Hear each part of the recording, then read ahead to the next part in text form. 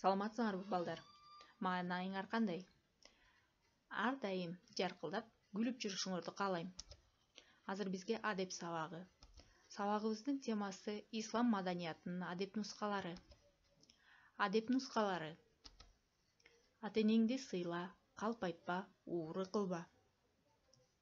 Ислам маданиятынын адеп нускаларынын эң негизгилеринин бири ата-энени урматтоо, ушак айтпоо, ууру кылбоо, маркумдардын арбагын сыйлоо, киши өлтүрбөө, ичкилик ичпөө болуп эсептелинет.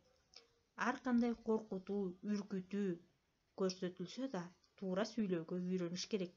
Себеби коркуп жалган айтып койсок, аягы өкүнүчтүү болот. Жолдошторуңдун арасында чыгымчыл, ушакчыл сөздөрдү таратуудан сактан. Исламдагы ата-эненин көңүлүн оорутуу чоң күнөө болуп эсептелинет. Ата-энеңди сыйлагыла. Алардын балага деген тилеги дайыма жакшылык. Алардын батасын алгыла.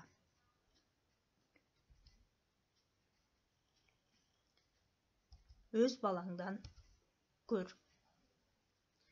Карыянын байбичеси айыл ичиндеги барктуу байбичелердин бири эле. Алар өмүр бою бири-бирин өөдө карашкан эмес. Күндөрдүн биринде байбичеси каза болуп калды. 70-ке чыккан карыя үн сөз жок, отурганы отурган. Оюнун түбү жок. Байбичесинен мурда калып кетпеген Кудайга мени кантип таштап кеттиң деп байбичесине, киши ордуна көрбөгөн кайкаңдаган келинине, ата кандайсыз дегенди сураганды билбеген уулуна, койчу, баарына нааразы. Кийими да кирдеди. Чечсе дагы чечип салдың деп келини чакчаңдайт. Уулуна айтса чыр чыгаары бышык, унчукпайт, жертиктейт.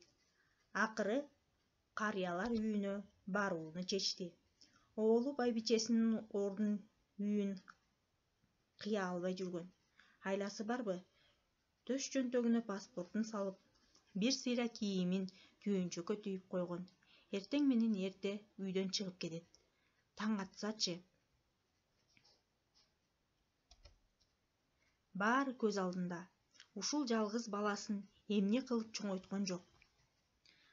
Атаң көрү, ушундай да болот экен өзүнчө күңгүрөнүп турду.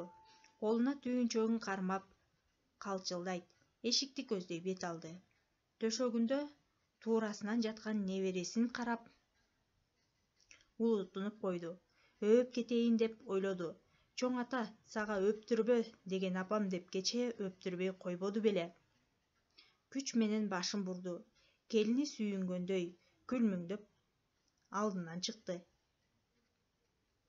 Балам, тетиги балаңдан көр. Көзүнүн жашына боло албай жолго чыкты. Андан бери бир топ жыл өттү. Баягы келин чоң эне болду.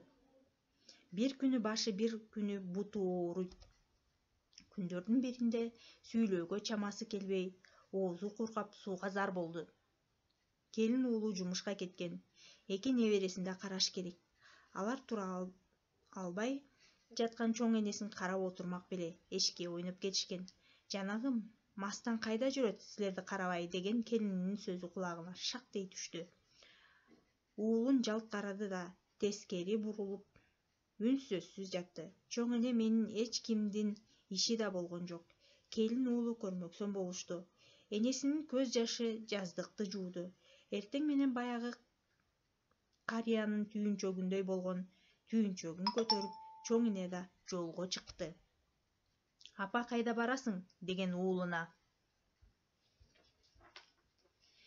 Мен, балам, балдарыңды жакшы тарбияла деп көзүнүн жашын ирмеп алды. Чоң атанын сөзүн кайталаганга кудурети жетпеди. Жыйынтыктоо үчүн суроолор балдар. Силер бул өз балаңдан көр окуясын уктуңар. Эми силерге суроо. Чоң ата эмне үчүн келинин баласын айтпады? Небересин өөп кетсе эмне болот эле? Чоң ата келинине эмне деп каргады. Чоң эне күнөөсүн сездиби? Эмне үчүн балаңды жакшы тарбияла деди. Ата эненин карыялар үйүнө барышы кимдин күнөөсү? Сен чоңойгондо ата энеңди кантип багасың? Балдар, мына ушул суроолорго жооп бересиңер. Балдар, биз ата энебизди барктап, ата энебизди сыйлап, урматташыбыз керек экен. Ата энеңердин баркын билгиле. Үйгө тапшырма. Ата салтын бил, эне адебин үйрөн. Жаттайсыңар. Анан кайра өз балаңдан көрдү, окуп чыгасыңар. Ушуну менен сабагыбыз бүттү. Саламатта калгыла.